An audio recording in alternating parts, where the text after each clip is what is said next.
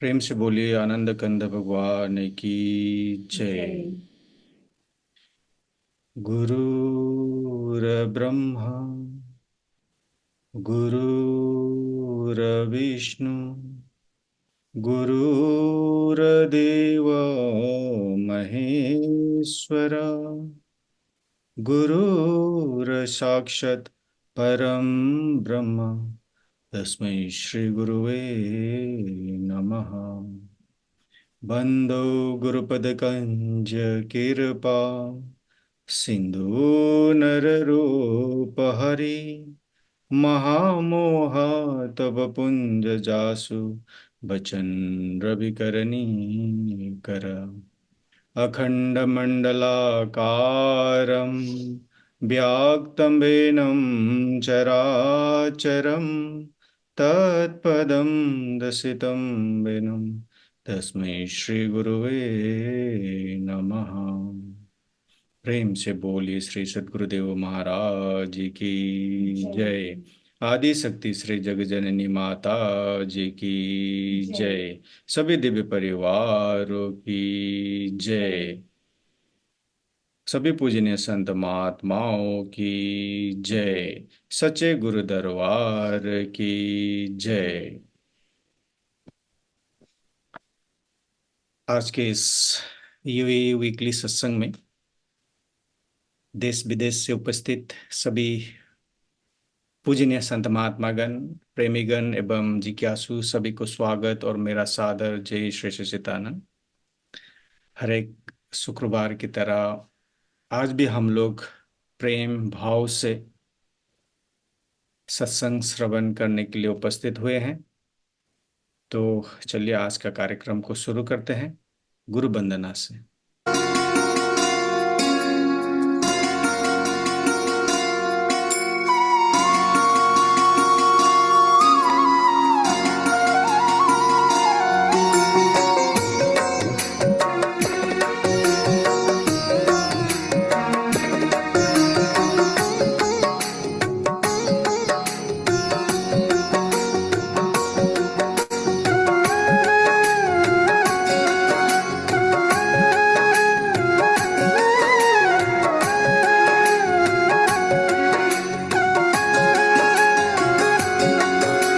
चरण कमल बलिहारी रे, प्रभु चरण कमल बलिहारी रे।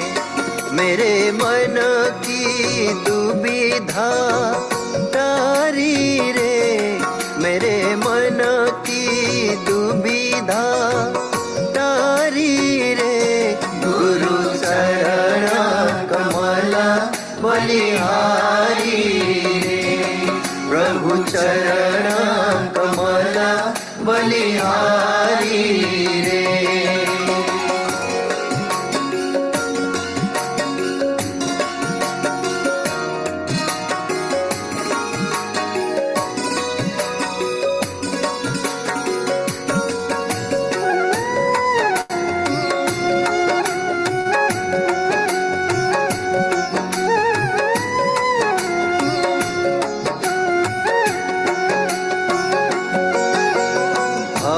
सागर में नीर अपारा, भव सागर में नीर अपारा। डूब रहा नहीं मिले किनारा, डूब रहा नहीं मिले किनारा। पल में लिया उबारी रे, प्रभु पल में लिया उबारी रे। गुरु चरण कमल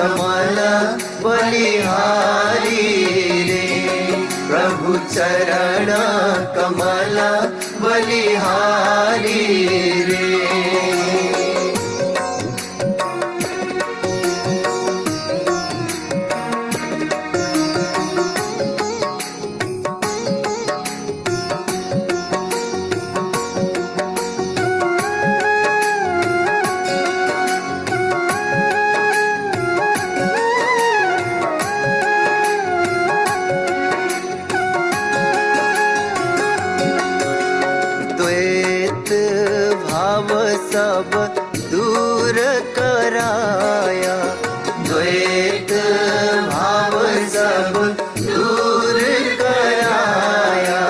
पूरण ब्रह्मा एक दर्शाया, पूरण ब्रह्मा एक दर्शाया। घट घट ज्योत निहारी रे, प्रभु घट घट ज्योत निहारी रे। गुरु चरण कमल बलिहारी रे, प्रभु चरण कमल बलिहारी रे।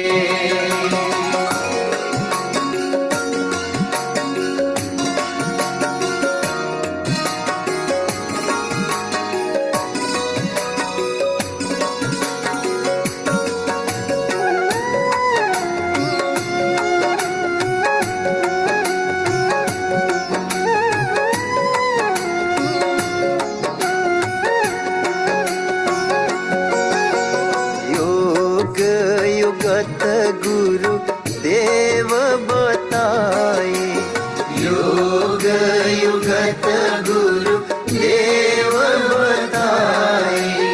ब्रह्मानंद शांति मन आए, ब्रह्मानंद शांति मन आए। मानुष देह सुधारी रे, प्रभु मानुष देह सुधारी रे। गुरु चरण कमल बलिहारी रे, सद्गुरु चरण कमल बलिहारी रे। मेरे मन की दुविधा तारी रे, मेरे मन की दुविधा तारी रे। गुरु चरण कमल बलिहारी रे, प्रभु चरण कमल बलिहारी रे। गुरु चरण कमल बलिहारी रे। प्रेम से बोलिए आनंद कंद भगवान की जय। अभी आप अति सुंदर गुरु वंदना श्रवण कर रहे थे, जिसको स्वर दिया था हमारे गुरु भाई इंद्र लामिछा ने, जो यूएसए से हैं, और इस वीडियो को एडिट किया था हमारे सुयोग्य राय भाई जो इजराइल से हैं। दोनों को बहुत बहुत धन्यवाद। अभी सत्संग होगा। सत्संग के लिए मैं आपको ले चलता हूँ गुजरात, हमारे सूरत आश्रम में पूजनीय महात्मा अंगिरा बाई जी को अनुरोध करता हूं अपना सत्संग विचार से हम सबको लाभान्वित करने के लिए। अखंड मंडलाकारं व्याप्तं येन चराचरं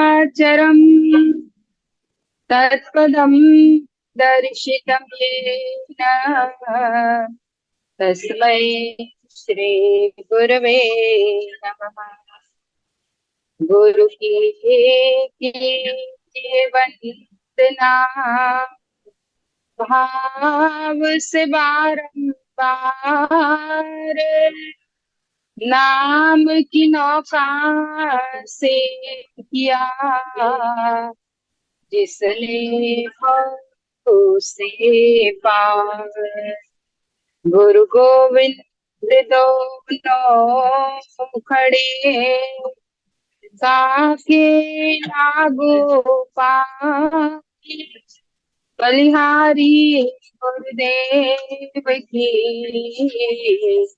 जिन गोविंद दियो बता। बोलिए श्री सद्गुरुदेव महाराज की जय।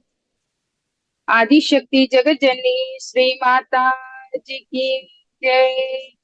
सभी महान दिव्य विभूतियों की जय। साचे दरबार की जय। आदरणीय प्रेमी सज्जनों, और भक्तिमती माताएं बहनों, हर शुक्रवार की तरह आज भी हम सभी लोग इस यूएई वीकली सत्संग में जूम के द्वारा जुड़ करके सुंदर गुरु वंदना से इस सत्संग का हमने स्टार्टअप किया। और संत महात्मा हमें यही बताते हैं कि जीवन में गुरु महाराज जी की जितनी भी महिमा गाई जाए, उसी गुरु वंदना में हम यही कहते हैं कि योग युगत गुरुदेव बताए, ब्रह्मानंद शांति मन आई। ऐसी योग की उन्होंने युक्ति बताई है कि जिससे इस मन को शांति प्राप्त हो। वैसे अभी 21 जून को योगा डे है, सब लोग अंतर्राष्ट्रीय योगा डे है, तो हर जगह लोग अपने स्वास्थ्य के लिए तो योगा करते ही है, शरीर के लिए, शरीर को सुरक्षित स्वस्थ रखने के लिए हमने हर उपाय किए और करते ही रहते हैं। चाहे अभी गर्मी है तो गर्मी की सीजन में हम उसी तरह से रहते हैं, कपड़ों का लेकर के, खाने पीने का लेकर के सब कुछ हमारा बदल जाता है। वही जैसे ही विंटर शुरू होगा तो हमारा खाना पीना, हमारा कपड़ा पहनावा सब कुछ चेंज हो जाता है। हमने शरीर के लिए, शरीर को ठीक रखने के लिए हर प्रकार का उपाय जो भी हम कर सकते हैं वो हम सब कुछ करते हैं। लेकिन जिस योग युगत गुरुदेव बताई, जो युक्ति योग की गुरु महाराज जी बताते हैं, सदगुरु महाराज समय समय पर उस योग की युक्ति बताते हैं कि जिससे इस मन को ठीक किया जाता है। तभी उन्होंने कहा ब्रह्मानंद शांति मन आई। मन को शांति मिली, मन में शांति का अनुभव होने लगा। यहाँ मन को ठीक किया जाता है इस योग के द्वारा। तन को तो हमने बहुत ठीक रखा, हर प्रकार से संभव, जितना हर संभव प्रयत्न की, पर मन को ठीक रखने के लिए, मन को सेंटर में रखने के लिए, मन को स्टेडी रखने के लिए जो योग है वो समय के सदगुरु बताते। और वो योग जिसके लिए भगवान श्री कृष्ण गीता में अर्जुन को कहते हैं कि हे अर्जुन, वो योग है ज्ञान योग। अनेकों योग की बात की भगवान ने, वैसे कर्म योग, भक्ति योग, ज्ञान योग, और पूरी गीता उसके चैप्टर को ही हम खाली देख ले तो हर चैप्टर के पीछे योग शब्द लिखा हुआ है। अर्जुन विषाद योग, तो कर्म योग, तो सांख्य योग, तो कर्म संन्यास योग, अनेक 18 जो अध्याय है, हर अध्याय में, हर चैप्टर में उस हेडिंग के पीछे योग शब्द लिखा हुआ है। यहाँ जो भगवान श्री कृष्ण अर्जुन को योग बताते हैं, वो योग मन को स्थिर और ठीक रखने का, क्योंकि उस समय अर्जुन के मन को ही इलाज की जरूरत थी। तन तो उसका स्वस्थ था युद्ध के मैदान में, तन से उसे कोई प्रॉब्लम नहीं था, लेकिन उसके मन को इलाज की जरूरत थी, मन को स्वस्थ रखने की जरूरत थी, क्योंकि मन उसका भ्रमित हो गया था।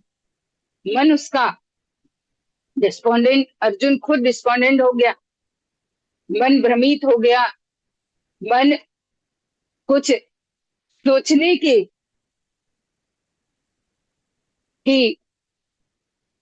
क्षमता को खो देता है, कुछ निर्णय लेने की क्षमता को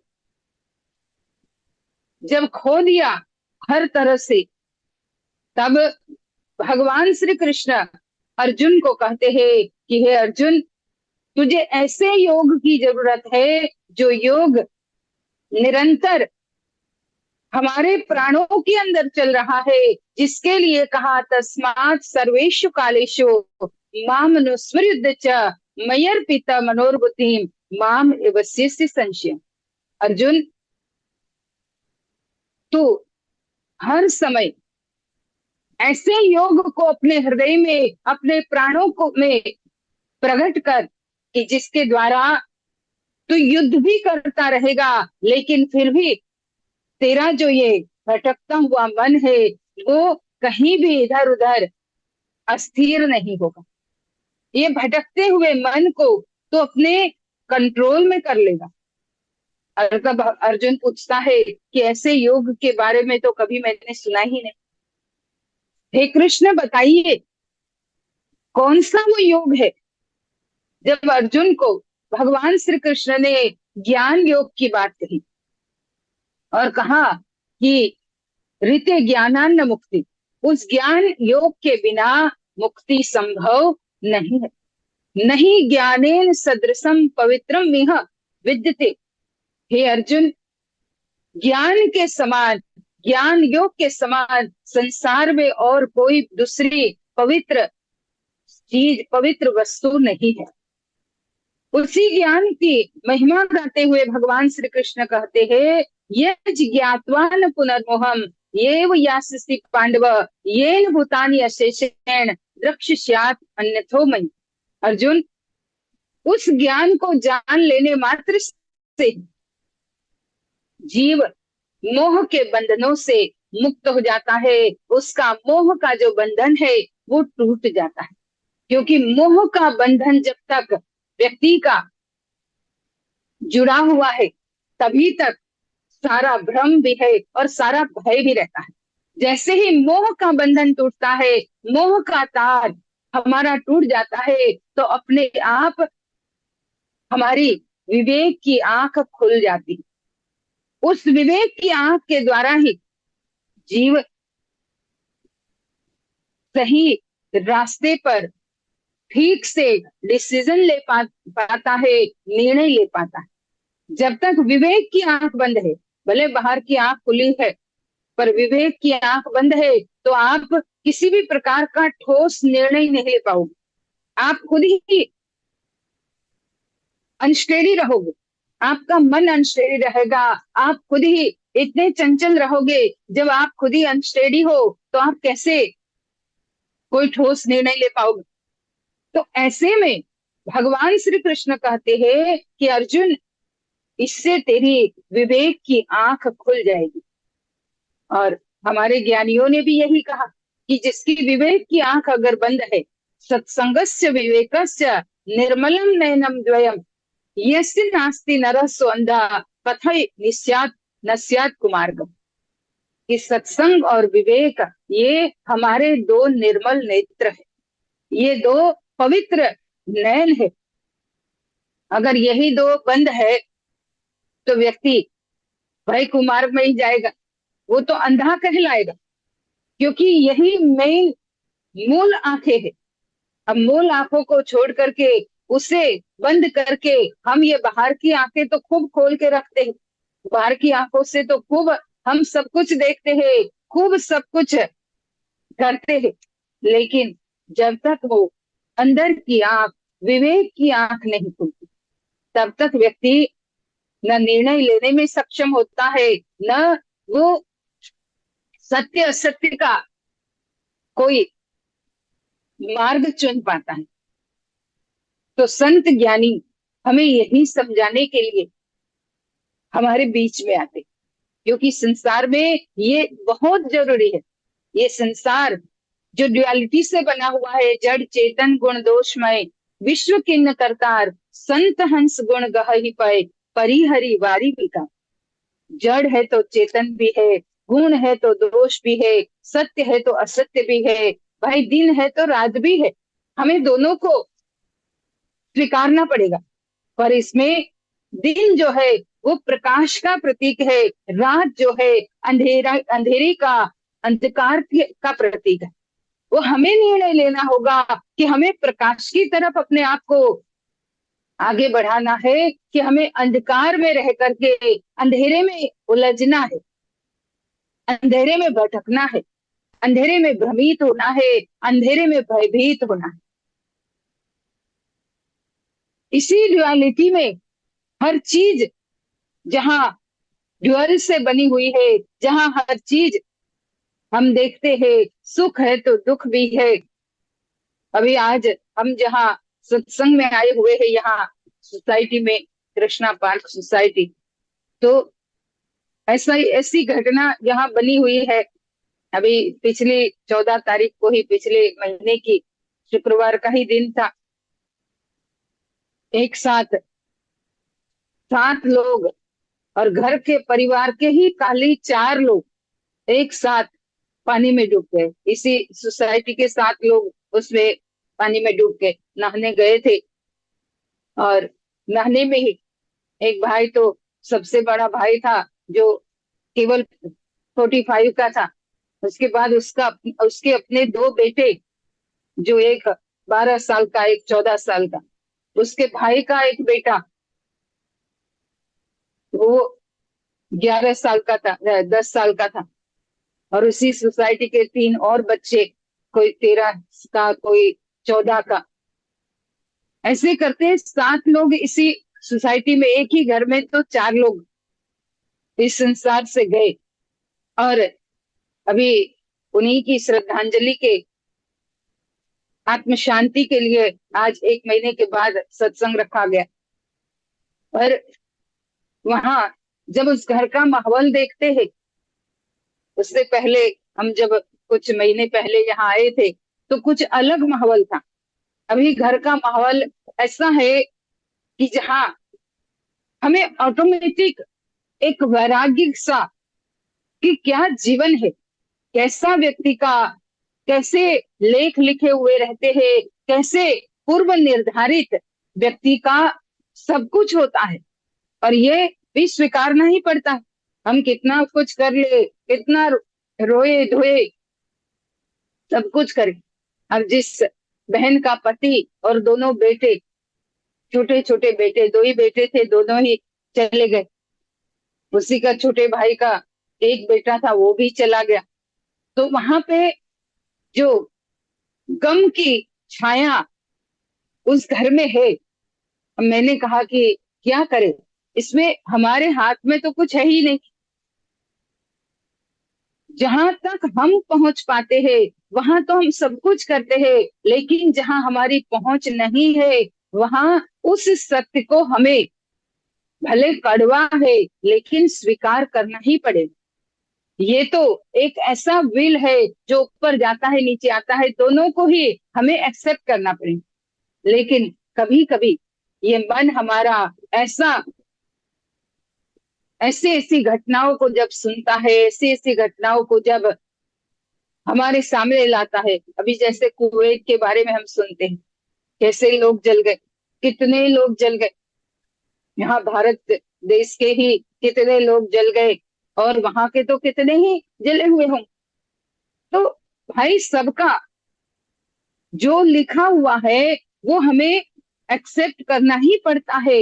लेकिन ऐसे में ज्ञानी कहते हैं कि इस ड्युअलिटी के संसार में अगर हम अपने आप को स्थिर रखना चाहते हैं तो उस ज्ञान योग के द्वारा ही हम स्थिर रह सकते हैं। और इसलिए भगवान श्री कृष्ण ने अर्जुन को और कोई दूसरा रास्ता नहीं बताया।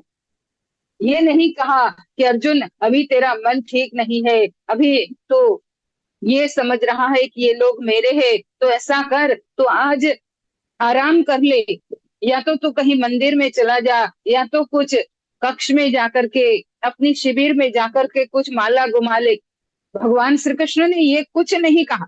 उसी युद्ध के मैदान में उसे रखा, और रखते हुए ये भी कहा कि ये करते हुए तुझे साधना करनी। भाई, भीड़ में अकेला रहना अगर ये कर सकता है व्यक्ति, तो वो सबसे उत्तम व्यक्ति कहलाता है।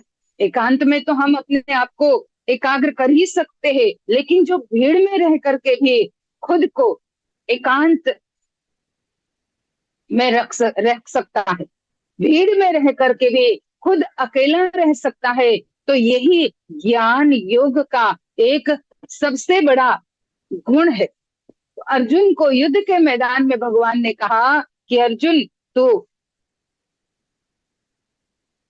सुमिरन भी कर और उसके साथ साथ तुझे ये ज्ञान निरंतर स्मरण, तस्मात् सर्वेषु कालेषु, सर्व काल में जो हमारे हृदय मंदिर में नाम की शक्ति चल रही है उसमें तुझे अपने मन को लगाना है। और तब अर्जुन पूछता है कि ऐसी कौन सी साधना, ऐसा कौन सा योग है? तब भगवान कहते हैं वो योग है अध्यात्म योग। वो योग है जिसे जानने के बाद और कुछ फिर जानने की जरूरत नहीं पड़ती। भाई और जितनी भी क्रिया कर्म हम करते हैं उसे करने के बाद फिर वो हमारे सामने आती, लेकिन ये एक साधना जो गुरु महाराज जी ने हमें बताई है, योग की साधना, इसे जानने के बाद और कुछ जानना शेष नहीं रहता। ऐसा उत्तम ज्ञान जिस ज्ञान की महिमा स्वयं भगवान शिव शंकर माँ पार्वती जी को बताते और कहते हैं कि हे पार्वती, ये ज्ञान ऐसा है कि जिसे जान लिया तो उसके बराबरी फिर और सहस्त्र नाम भी तुम जप लो तो वो बराबरी नहीं कर सकते सहस्त्र नाम। ऐसा ही ये ज्ञान है। उस ज्ञान के बारे में आगे बताते हुए माँ पार्वती जी को भगवान शंकर कहते, क्योंकि माँ पार्वती जी ने उस बारे में पूछा और कहा कि हे प्रभु, आप तो देवाधिदेव हो, आप भी तो उसी राम के नाम का ध्यान करते हो, सुमिरन करते हो, तो वो है क्या? मैं ये जानना चाहती हूँ। तुम पुनी राम राम दीन राती, सादर जपहु अनंग आरती, राम सो दे नृपति सुते होई, कि आज अगुन अलख पति कोई।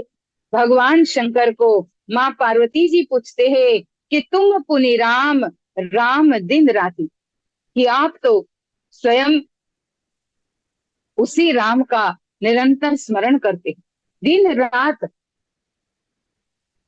सादर जपहु अनंग आराधु, आप सादर आदर के साथ दिन रात उस राम के नाम का जो योग के द्वारा, ज्ञान योग के द्वारा स्मरण होता है उसे निरंतर करते।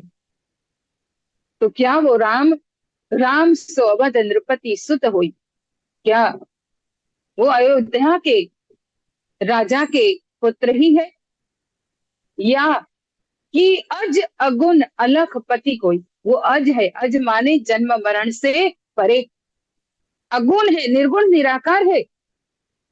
क्या वो इन इंद्रियों से नहीं जाने जाते, इन इंद्रियों से अनुभव में नहीं आते? क्योंकि निर्गुण अगर है, उनका कोई आकार नहीं है, तो इंद्रियों के द्वारा उसे नहीं अनुभव में लाया जाता, इंद्रियों के द्वारा वो पकड़ में नहीं आएंगे, क्योंकि निराकार है। तो क्या वो निराकार है या वो स्वयं अलख पति है, तीनों लोकों के स्वामी है? तब भगवान शंकर कहते हैं कि हे पार्वती, मैं ऐसी साधना करता हूं कि जिस साधना के द्वारा जो राम निर्गुण है, सगुण का तो मैं हमेशा, जो त्रेता युग में आए उनका तो मैंने अपने से जो भी बन पड़ा उनके दर्शन किए, सगुण साकार के, बचपन में भी उनके दर्शन किए, उनका जहां जैसा मुझे सानिध्य मिला, यहाँ तक मैं स्वयं 11वें रुद्र के रूप में हनुमान का अवतार लेकर के वो सगुण राम की मैंने सेवा भी की। लेकिन जो निर्गुण राम है, जो निराकार राम है, उसी का मैं ज्ञान योग के द्वारा निरंतर ध्यान करता हूँ। और अगर तुम भी उस ज्ञान योग की साधना जानना चाहते हो तो मैं तुम्हें वो बता सकता हूँ। कहने का मतलब कि वही ज्ञान योग आज हमें जानने की जरूरत है, जिससे मन की स्थिति हमारी सम रहे, क्योंकि मन बहुत डिस्टर्ब रहता है आजकल। जरा जरा सी बात पे मन हमारा डिस्टर्ब हो जाता है, जरा जरा सा कुछ आ जाता है, हम हैंडल नहीं कर पाते।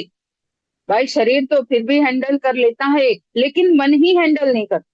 कितने लोग तो मन से ही इतने ज्यादा बीमार हो गए हैं, तो शरीर को भी उन्होंने बीमार कर दिया कि मुझे ये हो रहा है, मुझे वो हो रहा है। मैं तो कितने लोगों को देखती हूँ, मैं कहती हूँ भाई मन को थोड़ा मजबूत करो। कई लोग ऐसे मिलते हैं मुझे। अभी कल ही एक जगह हम योगा डे जो 21 जून का है, तो एक मैदान ग्राउंड देखने गए थे। तो ग्राउंड पे कोई पंडाल लगा, टेंट लगा हुआ था। तो एक व्यक्ति टेंट का कुछ काम कर रहा था, ऊपर चढ़ा था तो नीचे गिर गया।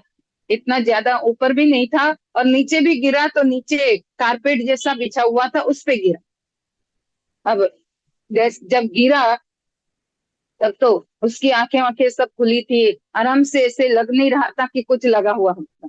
पर जैसे ही 2-3 लोगों ने उसको कहा अरे गिर गया, और उसके पास गए, और जैसे ही ज्यादा उसे लगा कि ये मुझे पेम्पर पेम्पर मिल रहा है, तो उसने आंखें बंद कर दी और अपना एक हाथ आंखों पे रख दिया, और ऐसे लगा कि जैसे उसको बहुत ज्यादा चोट लगी। पर हमने अपनी आंखों से देखा था वो गिरा वैसे कि उसको कुछ नहीं हुआ, चोट वोट कुछ नहीं लगी, कुछ लगा नहीं। तो मैंने नजदीक जाकर के कहा भैया जरा सा आंख खोलो, पानी पी लो, कुछ नहीं हुआ। जब दूसरी बार कहा, एक बार कहा, जब दूसरी बार कहा, तुरंत खड़ा हो गया और अपने आप ही बोतल से पानी पिया और खड़ा हो गया। मैंने कहा अगर उसे और ज्यादा पेम्परिंग मिलता तो वो सोचता कि मुझे तो बहुत लगी है और छुट्टी ले लेता काम की। वहां टेंट वाले थे तो उनका मजदूर था, छुट्टी ले लेता। यही तो मन की स्थिति है हमारी। हमने मन को इतना कमजोर बना दिया है, इतना ज्यादा हम मन से बीमार रहते हैं। और जो मन से बीमार रहता है उसका तन कभी स्वस्थ नहीं रहता। तो इस मन की स्वस्थता के लिए ही हमें ज्ञान योग को, अध्यात्म योग को अपने जीवन में जानने की, समझने की जरूरत है। जान तो गुरु महाराज जी के द्वारा लिया, लेकिन उसकी साधना करेंगे तभी मन की स्वस्थता को हम प्राप्त कर पाएंगे। तो मैं यही कहूंगी कि हम सभी लोग उसी ज्ञान के, उसी नाम की शक्ति को अपने जीवन में उसको महत्व दे, अहमियत दे, और नियमित रूप से साधना करे, नियमित रूप से ध्यान करे। और जो भी गुरु महाराज जी के चरणों की सेवा होती है, जब भी जहाँ जैसी मिले हमें सेवा करनी है। और इस सत्संग से जो हमें घर बैठे मिलता है, भाई इधर उधर कहीं नहीं जाना, फिर भी मिल रहा है, तो हमें इसकी कद्र करते हुए हमेशा हर शुक्रवार को इस महाराज जी और हमें जोड़ने की, तो हमें गुरु महाराज जी के साथ इसी तरह से जुड़ करके हमेशा ध्यान साधना करनी है। इतना कहते हुए मैं अपने विचारों को विराम देती हूँ, क्योंकि मेरा सत्संग भी है, हमारे दूसरे भाई जी कर रहे हैं और अब मेरी बारी होगी। तो यहाँ पर मैं अपने विचारों को विराम देती हूँ। आगे आप लोग इसी सत्संग को कंटिन्यू करेंगे, हमारे ज्ञान भाई भी सुनाएंगे, तो जो भी आगे का कार्यक्रम होगा आप लोगों के समक्ष रखा जाएगा। बोलिए श्री कृष्ण कन्हैया लाल की जय, श्री सद्गुरुदेव महाराज की जय, आदि शक्ति जगत जननी श्री माता जी की जय। प्रेम से बोलिए श्री सद्गुरुदेव महाराज जी की जय। हमारे पूजनीय महात्मा अंगिरा बाई जी को अति मार्मिक सत्संग विचार से हम सबको लाभान्वित करने के लिए बाई जी को बहुत बहुत धन्यवाद। अभी एक छोटा सा भजन होगा, भजन के लिए मैं आपको ले चलता हूँ मुंबई। हमारे गुरु बहन मानसी उपाध्याय को मैं अनुरोध करता हूँ अपना भजन प्रस्तुति के लिए। आदरणीय बाई जी को मेरा सादर प्रणाम। यहाँ पर उपस्थित सभी प्रेमी भक्तों को मेरा सादर जय श्री सच्चिदानंद। तेरी सत्ता के बिना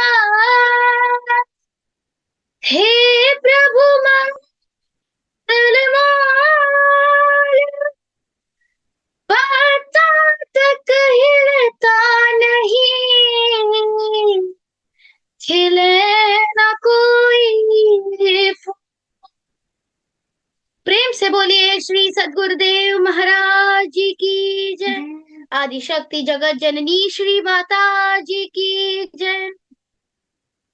जी भर न चाले हमको तेरे दरबार में, तेरे दरबार में, दुनिया के आगे नाचू वो दिन आए।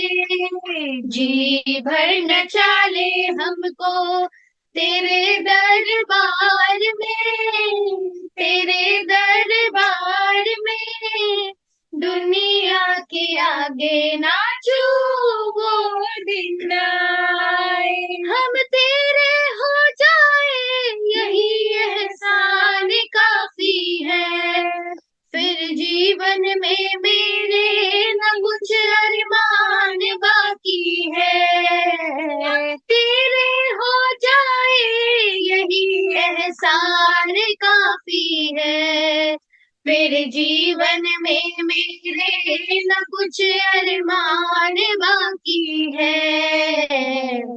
किसी और की फिर हमको नहीं दरकार है, नहीं दरकार है, दुनिया के आगे नाचू वो दिन आए। जी भर न चाले हमको तेरे दरबार में, तेरे दरबार में, दुनिया के आगे नाचू वो दिन आए। ये दुनिया वाले तो लाज के पीछे रहते हैं, थोड़ी सी मदद करके समाने भर में कहते हैं।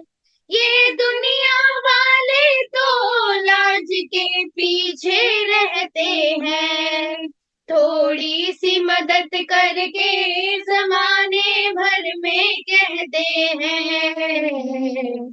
दूर ही रखना हमको ऐसे संसार से, ऐसे संसार से, दुनिया के आगे नाचू वो दिन आए। जी भर न चाले हमको तेरे दरबार में, तेरे दरबार में, दुनिया के आगे नाचू वो दिन आए। मेरी धड़कन तुम ही हो, मेरा तो जीवन तुम ही हो, बस इतना समझ लो दाता मेरा तो सब कुछ तुम ही हो।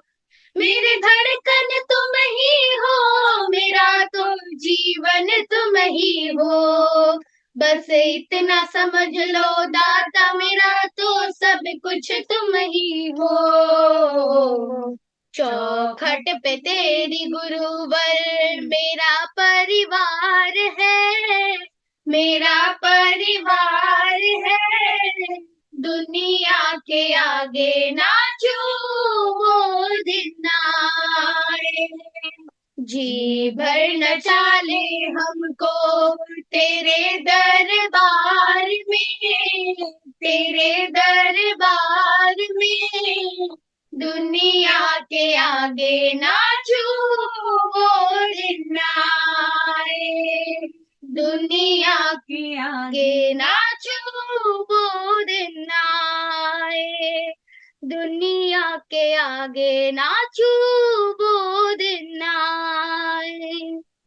प्रेम से बोलिए श्री सद्गुरुदेव महाराज जी की जय। प्रेम से बोलिए आनंद कंद भगवान की जय। आदि शक्ति श्री जगजननी माता जी की जय। हमारे बाल कलाकार मानसी उपाध्याय जी को अति सुंदर भजन प्रस्तुति के लिए बहुत बहुत धन्यवाद। चलिए अभी सत्संग होगा। सत्संग के लिए मैं आपको ले चलता हूँ दिल्ली। हमारे गुरु भाई ज्ञान वशिष्ठ जी को मैं अनुरोध करता हूँ अपना सत्संग विचार हमारे साथ साझा करने के लिए। प्रेम से बोलिए श्री सद्गुरुदेव महाराज की जय।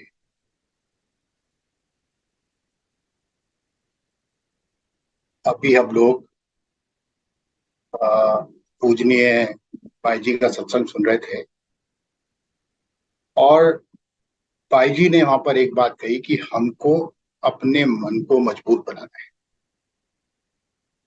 और मन को मजबूत बनाने के लिए जो जो साधन हमको अपनाने हैं, हम उन्हीं साधन में से एक साधन को आज यहाँ पर डिस्कस। देखिए, रामचरितमानस में एक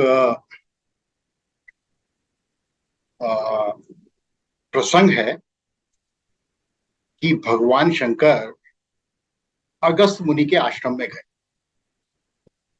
तुलसीदास जी लिखते हैं कि एक बार त्रेता युग माही, शंभु गए कुंभज ऋषि पाही, संग सती जग जननी भवानी, और पूजे ऋषि अखिलेश्वर जाने। कि एक बार त्रेता युग में भगवान शंकर मां पार्वती के साथ अगस्त मुनि के आश्रम में गए और अगस्त मुनि ने उन्हें पूरे इस चराचर जगत का स्वामी मानकर उनकी पूजा की, अर्चना की, अपने आश्रम में उनका स्वागत सत्कार किया। स्वागत सत्कार करने के बाद भगवान शंकर ने अगस्त मुनि से राम कथा को सुनाने का आग्रह किया। आप राम कथा कहिए, नाम की चर्चा कहिए या सत्संग कहिए, और भगवान शंकर ने अगस्त मुनि से वो राम कथा सुनाने का आग्रह किया। और अगस्त मुनि ने ये जानकर कि प्रभु मेरे आश्रम में आए हैं, प्रभु चलकर मेरे द्वार पर आए हैं और मुझसे वो राम कथा को सुनना चाहते हैं, तो उनके हृदय में इस बात को लेकर बहुत प्रेम उमड़ रहा था और उन्होंने बड़े प्रेम के साथ, बहुत श्रद्धा के साथ भगवान शंकर को और मां पार्वती को राम कथा को सुनाया। राम कथा को जब राम कथा उन्होंने सुनाया तो भगवान शंकर ने भी, मां पार्वती ने भी उसको बड़े ध्यान से सुना, बहुत प्रेम से सुना और उन्होंने भी उसका पूरा आनंद उन्होंने उठाया। जब उन्होंने, अगस्त मुनि ने ये देखा कि भगवान शंकर को राम कथा में उन्होंने तल्लीन देखा, कि सुखपूर्वक वो बैठे हुए थे, जब उन्होंने देखा तो अगस्त मुनि ने भगवान शंकर से प्रार्थना की और पूछा कि प्रभु, यदि आप मेरी इस सेवा से प्रसन्न हैं, यदि जैसा आपने मुझको आदेश दिया और उस आदेश को यदि मैंने पूरे समर्पण के साथ, पूरी श्रद्धा के साथ यदि मैंने उसका पालन किया है और आप यदि मेरी इस सेवा से प्रसन्न हैं और प्रभु यदि आप मुझे अधिकारी समझते हैं, तो हरि भक्ति क्या है, हरि भक्ति कैसे की जाती है, इसका ज्ञान आप मुझको दीजिए। और भगवान शंकर ने अगस्त मुनि के प्रेम को देखा, अगस्त मुनि की श्रद्धा को देखा और भक्ति का जो सीक्रेट था, भक्ति का जो रहस्य में जो मार्ग था, वो मार्ग अगस्त मुनि को बताया। ये तुलसीदास जी रामचरितमानस में लिखते हैं। अब प्रश्न उठता है कि यदि भगवान शंकर और मां पार्वती यदि खुद चलकर यदि अगस्त्य मुनि के आश्रम में गए हैं, तो क्या अगस्त्य मुनि भक्त नहीं थे? क्या वे ऐसे साधन नहीं जानते थे कि भगवान की पूजा अर्चना कैसे की जानी चाहिए? फिर भी उन्होंने उस सूक्ष्म मार्ग को भगवान शंकर से समझने की कोशिश की। और इसी क्रम में यदि हम आज आगे बढ़ेंगे कि देखिए, यदि मैं मोटे मोटे रूप से यदि हम देखें तो भक्ति यदि हमारे हृदय में धर्म है, यदि हमारे हृदय में प्रेम है, यदि हमारे हृदय में करुणा है, और जीवों के लिए यदि हमारे हृदय में क्षमा है, तो इसका अर्थ यह है कि हमारे हृदय में भक्ति भी विद्यमान रहती है। और आज हम इसी क्षमा के गुण के बारे में यहां पर बात करें।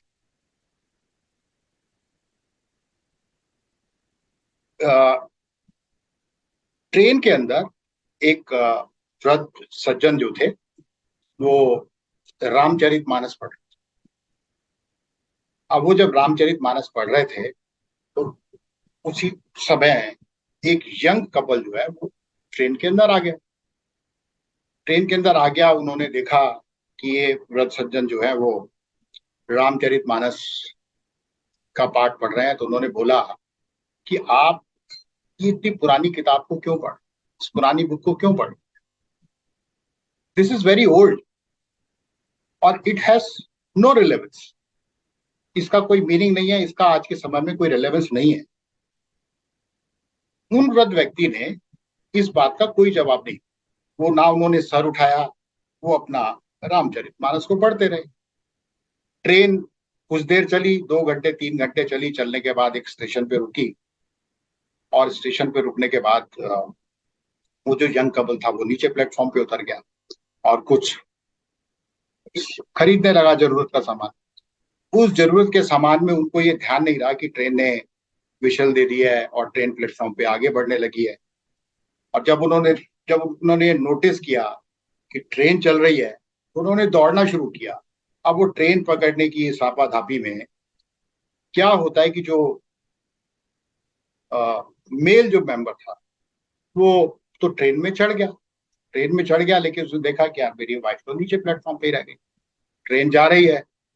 अब जैसे ही उसने ये नोटिस किया कि मेरी वाइफ प्लेटफॉर्म पे रह गई है और ट्रेन जो है स्टेशन क्रॉस कर चुकी है, अब उसके मन में एक संघर्ष, एक कॉन्फ्लिक्ट शुरू।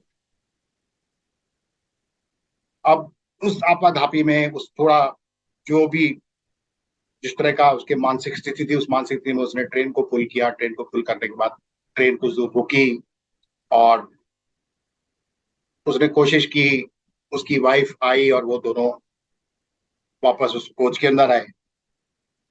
जब कोच के अंदर आए तो जो वृद्ध व्यक्ति था उसने सर उठाया और उस जो आदमी था उसको ये बोला कि देखो, यदि आपने रामचरितमानस को पढ़ा होता तो आपको ये पता लगता आप इस सिचुएशन में नहीं पढ़ सकते, क्योंकि राम ने मां सीता को हमेशा आगे रखा।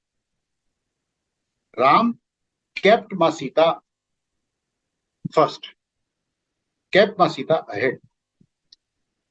तो ये यदि आप देखेंगे इस इंसिडेंट से, मैं केवल ये बोलना चाहता हूं कि देखिए, हमारी लाइफ में हम कहीं पर भी रहें, हम घर में हैं, हम वर्क प्लेस पर हैं, या कहीं भी बाहर हैं, एक कॉन्फ्लिक्ट हमारे जीवन में चल रहा है। ये कॉन्फ्लिक्ट कभी किसी ना किसी रूप में हमारे सामने, हमारे मन में चलता रहता है। यदि आप अपनी बॉडी को भी यदि स्टडी करेंगे तो देखिए, जो व्हाइट सेल्स हैं, they are in continuous conflict with germs and pathogens। और वो उनकी वो जो लड़ाई है, व्हाइट सेल की जो लड़ाई है, वो लड़ाई हमारे चेहरे पर स्माइल लेके आते। पहले यदि आप कल्पना करें, यदि प्रिमिटिव स्टेज में जाएं, तो हम मनुष्य लोग एनिमल्स के साथ कॉन्फ्लिक्ट में थे। जब सोसाइटी इवोल्व हुई तो ये जो कॉन्फ्लिक्ट है वो एक आदमी का दूसरे आदमी से शुरू हो गया, है ना। Then man were in conflict with man. जब चीजें आदमी के कंट्रोल में नहीं, कंट्रोल से बाहर जाने लगी, तो man is in conflict with God. और जब वहां भी ऐसा नहीं है तो man is in conflict with self. हम किसी भी स्थिति में क्यों ना रहें, we are always in conflict with right, left and centre.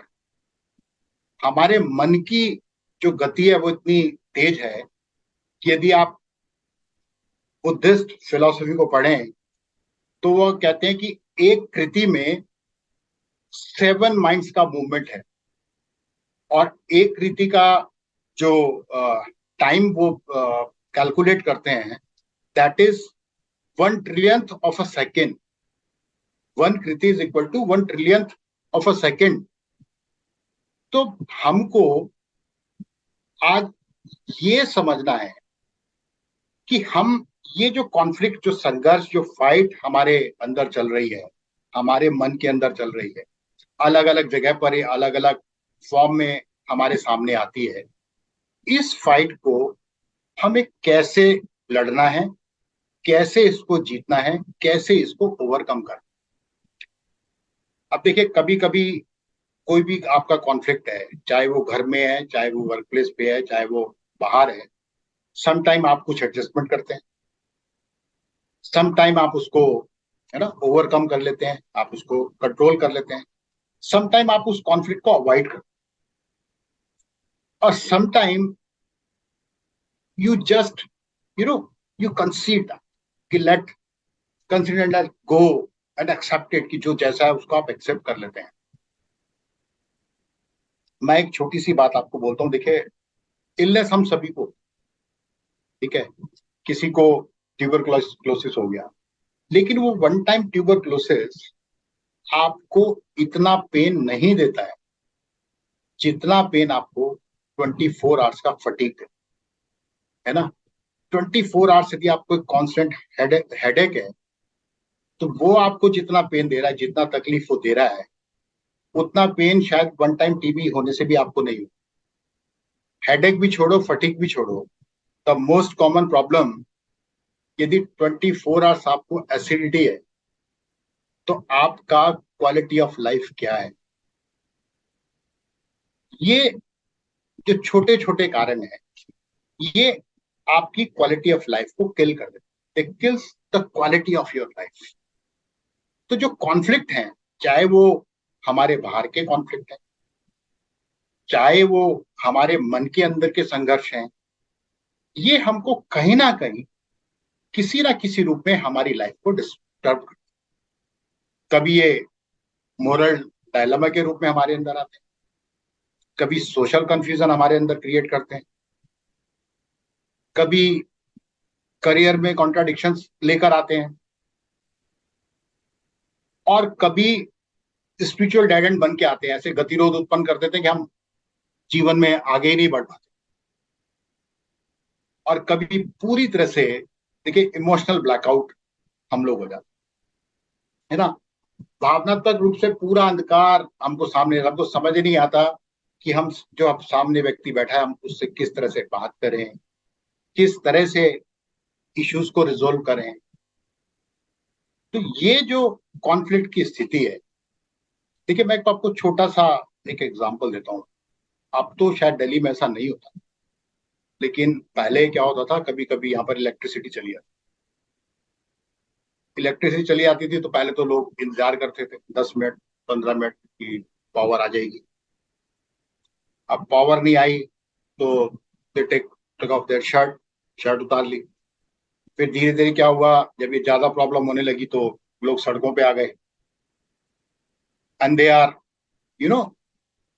In fight with जो रोड के ऊपर ट्रैवल कर रहे हैं, बाइकर्स के ऊपर कार के साथ ट्रैवल कर रहे हैं, और वहां पर एक कॉन्फ्लिक्ट की स्टेटस शुरू हो।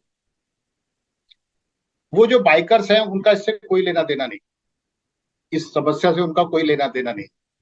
वो जो कार में जो लोग बैठे हैं उनका भी इस समस्या से कोई लेना देना नहीं। लेकिन हम कॉन्फ्लिक्ट को कैसे डील कर रहे हैं? हम कॉन्फ्लिक्ट को डील कर रहे हैं एग्रेशन के साथ। हम कॉन्फ्लिक्ट को झगड़े के साथ उसको सोल्व करना चाहते हैं, क्रोध से डील करना। आप लोगों ने नोटिस किया होगा जब आप एयरपोर्ट पर जब आप ट्रैवल करते हो, एयरपोर्ट पे फ्लाइट का डिले होने लग जाता है, तो वो बोलते हैं 15 मिनट डिले है, 10 मिनट डिले है। तो कुछ कुछ आपको पैसेंजर्स वहां पे ऐसे मिलेंगे जो कि अपना जो कूल है वो खो देते हैं, मेंटल बैलेंस लूज कर देते हैं। कुछ लोग तो अपने आप को, है ना, ऐसा समझते हैं कि शायद वही इस एयरलाइंस के सबसे बड़े ऑफिसर हैं। वो जो डेस्क पे आदमी बैठा है उसके साथ झगड़ा करना शुरू कर देंगे, उसके साथ कि आपने मैनेजर को बुलाओ, फ्लाइट डिले क्यों हो गया, मेरा इतना टाइम खराब हो गया, मैं ये कर सकता था, है ना। कुछ लोग अपने आप को उस पूरा जो ग्रुप है जो ट्रैवल कर रहा है, पूरे जो पैसेंजर्स हैं उनका रिप्रेजेंटेटिव बन के सामने एग्रेसिव बिहेवियर शुरू कर देते हैं। और कुछ सज्जन ऐसे ही मिलेंगे, वो पूछेंगे अभी कितना डिले है, बोले 1 घंटा डिले। 1 घंटा डिले है तो देयर कुड बी 3 रीजंस। क्या रीजन हो सकता है? either there will be a technical glitch in that flight. Second is weather is poor, weather is not good, it's a turbulent there. And third is pilot has not arrived. यदि flight में कोई plane में यदि कोई technical glitch है तो कोई आदमी पसंद करेगा ट्रैवल करना फ्लाइट के अंदर? कोई आदमी पसंद नहीं करे। यदि आप 30,000 फुट 40,000 फीट ऊपर उड़ रहे हैं और वेदर पुअर है तो वहां पर टर्बुलेंस को फेस करना ज्यादा अच्छा है या एयरपोर्ट पे चेयर पे बैठकर आपको यहाँ पे वेट करना ज्यादा अच्छा है? तो एग्रेशन, किसी भी कॉन्फ्लिक्ट को, किसी भी संघर्ष को यदि हमको डील करना है तो definitely aggression is not the path.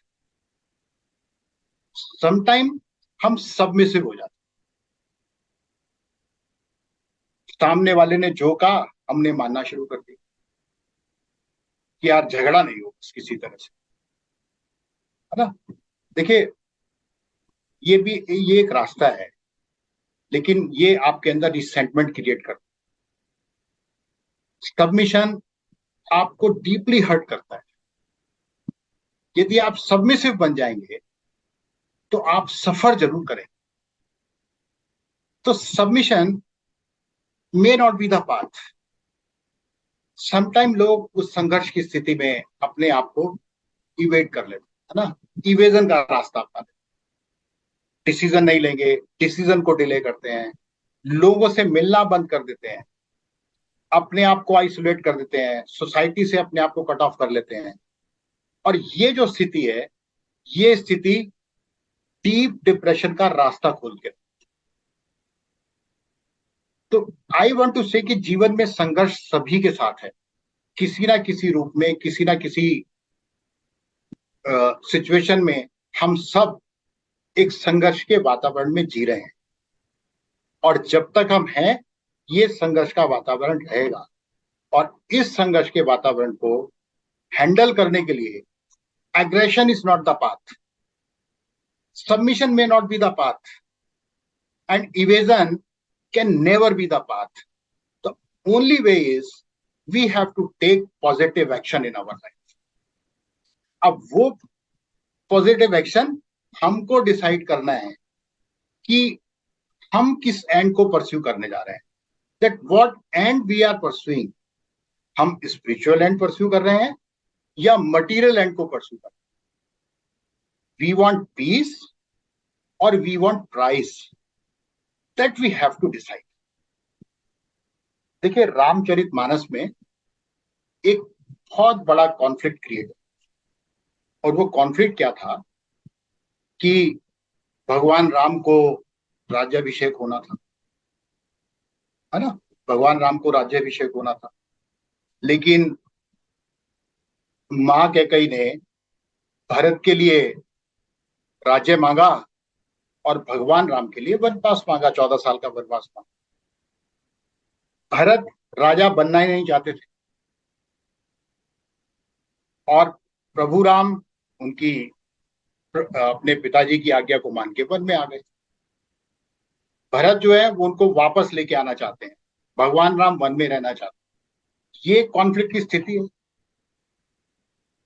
है ना, कॉन्फ्लिक्ट की स्थिति। और सोचो आप, मन की स्थिति आप सोचो कि जिस व्यक्ति को राजा बनाया जा रहा हो उसी को शाम को कहा जाए भी तू वन में जा और 14 साल तू वहीं पर रहना, तपस्वी के वेश में रहना है। आप और हम यदि वहां पर हों तो हमारी मानसिक स्थिति क्या होगी इसका हम अंदाजा भी नहीं लगा सकते। लेकिन भगवान राम ने उस स्थिति को एक्सेप्ट किया, है ना, उस स्थिति को एक्सेप्ट किया। और उनको ये पता था कि भरत उनसे बहुत प्रेम करता है और वो भरत उनके पीछे पीछे जरूर आएगा। जब वो वन में गए तो उन्होंने सबसे पहले वन की देवी को प्रणाम किया, उससे प्रार्थना की कि जिस रास्ते से मैं चल के आया हूं उस रास्ते के सारे कांटे तुम हटा। तो वन की देवी ने पूछा क्यों? उन्हें कहा कि क्योंकि उस रास्ते पर भरत चलकर आने वाला। वन की देवी ने दूसरा सवाल किया कि यदि भरत वहां पर चलकर आने वाला है तो क्या भरत इतना कमजोर है कि वो इन कांटों के दर्द को सह नहीं सकता? तो भगवान वहां कहते हैं कि भरत तो पाषाण है, उसका शरीर तो पत्थर जैसा है, लेकिन यदि उसको ये पता लगा कि जिस रास्ते पर भगवान चल के गए वहां पर कांटे थे तो उसका हृदय बहुत दुखी हो। इतना प्रेम भरत और भगवान राम के अंदर था। लक्ष्मण को जब पता लगा कि भरत जी वन में आ रहे हैं तो उसने अपना प्रिजम्पशन शुरू कर दिया कि वो पूरी आर्मी के साथ आ रहा होगा और हमको मारना चाहता है जिससे वो पूरा राज्य हड़प सके। ये सारी चीजें लक्ष्मण के दिमाग में चल रही थी।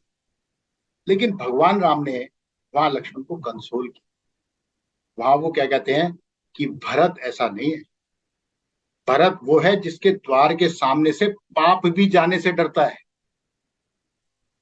और जब भरत का और भगवान राम का मिलन हुआ तो तुलसीदास जी वहां लिखते हैं कि राम भक्ति में भरतु निहार, कि भक्ति से ओतप्रोत भरत को प्रभु श्री राम ने देखा।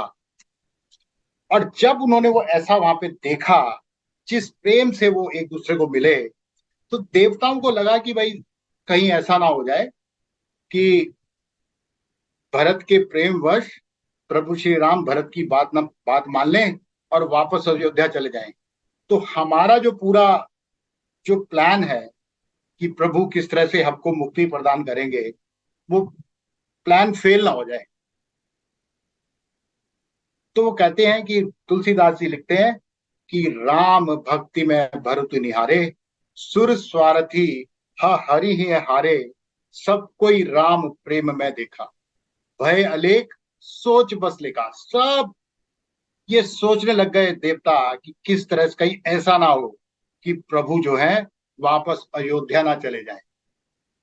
और इसको मिटाने के लिए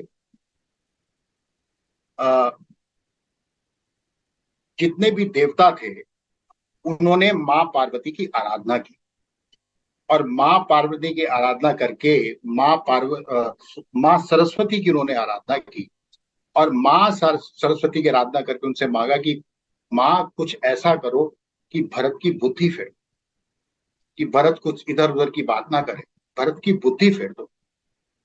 तो माँ वहां पे कहती है कि विभुत विनय सुनी देवी सयानी, बोली सुर स्वार्थ जड़ जानी, मोसन कहूं भरत मति फेरू, लोचन सहस न सूझ सुमेरू, कि तुम मुझसे बात करते हो कि मैं भरत की मति फेरू।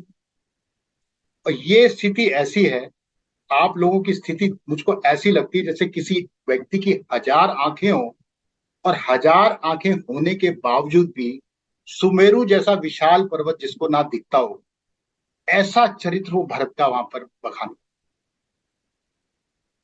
कि मैं सब भगवान शंकर, ब्रह्मा जी, वो हर तरह की माया को रच सकते हैं, हर तरह की माया रच सकते हैं, सबकी बुद्धि उफेर सकते हैं, लेकिन उनमें भी इतनी शक्ति नहीं है कि वो भरत की मति को, भरत की बुद्धि को बदल सके। इतना भक्ति का प्रभाव भरत जी के ऊपर था। तो वो ये कहते हैं कि विधि हरिहर माया बड़ी भारी, सोना भरत मति सकड़ निहारी, सो मति मोही कहत करु घोरी, चंदनी कर की चंड कर चोरी। कि आप मुझको, मैं तो चांदनी हूं और आप चांदनी को ये बोल रहे हो कि सूर्य की किरण की चोरी कर ले। ये मेरे सामर्थ्य में नहीं है। क्यों? क्योंकि भरत के हृदय में प्रभु श्री राम का निवास, और जहां पर सूर्य का निवास हो वहां पर अंधकार तो रह ही नहीं सकता।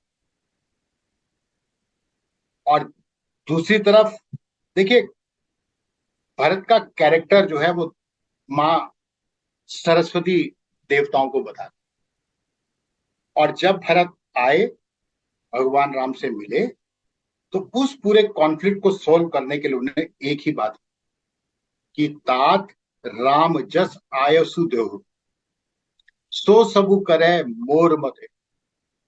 कि जैसा प्रभु श्री राम आज्ञा देंगे हम सब उसी बात को मानेंगे। ऐसी जब वाणी भरत जी ने बोली तो आप सोच सकते हैं कि किसी तरह का कॉन्फ्लिक्ट वहां पे रहा होगा।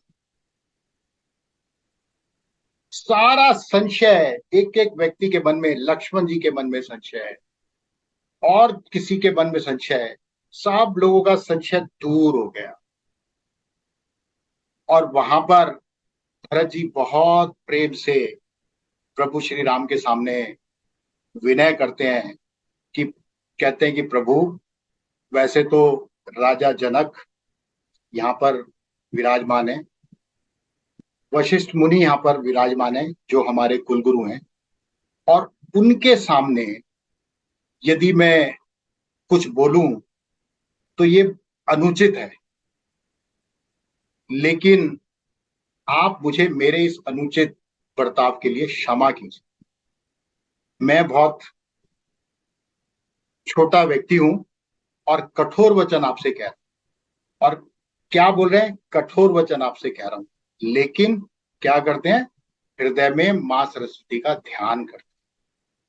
और जैसे ही उन्होंने मां सरस्वती का ध्यान किया, मां सरस्वती उनके मन से उनके मुखारविंद पर आ विराजी, और बहुत ही निर्मल, विवेक, धर्म और नीति से युक्त भरत जी की वाणी जब इसके साथ जब भरत जी बोलने लगे कि प्रभु आप ही मेरे पिता हैं, आप ही मेरे माता हैं, आप ही मेरे गुरु हैं, आप ही मेरे पूज्य हैं, आप ही परम हितैषी हैं और अंतर्यामी हैं, आप सरल हृदय, श्रेष्ठ, गुणों के भंडार आप हैं, शरणागत की रक्षा करने वाले आप हैं प्रभु, आप सर्वज्ञ हैं, आप सुजान हैं, आप समर्थ हैं,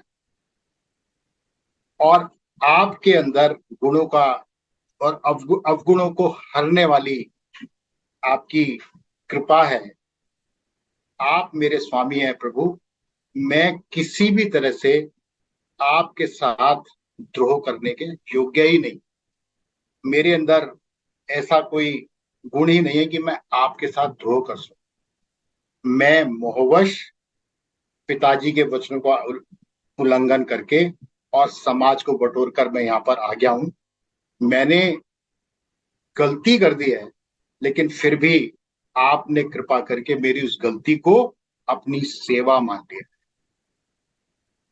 और उन्होंने प्रभु श्री राम से के सामने अपना प्रस्ताव रखा, और प्रभु श्री राम ने, देखिए वहां पर प्रभु श्री राम बहुत ही सरल शब्दों में और साफ साफ शब्दों में उनके सामने कुछ चीजें वो आपको बताते हैं कि हमको क्या क्या करना।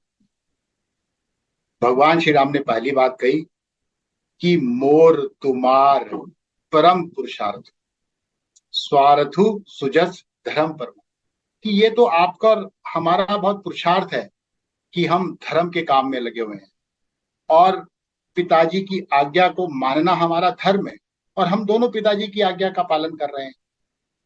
इसलिए हम दोनों के लिए सबसे उत्तम क्या है कि हम दोनों जो पिताजी की आज्ञा उस पिता की का पालन करें।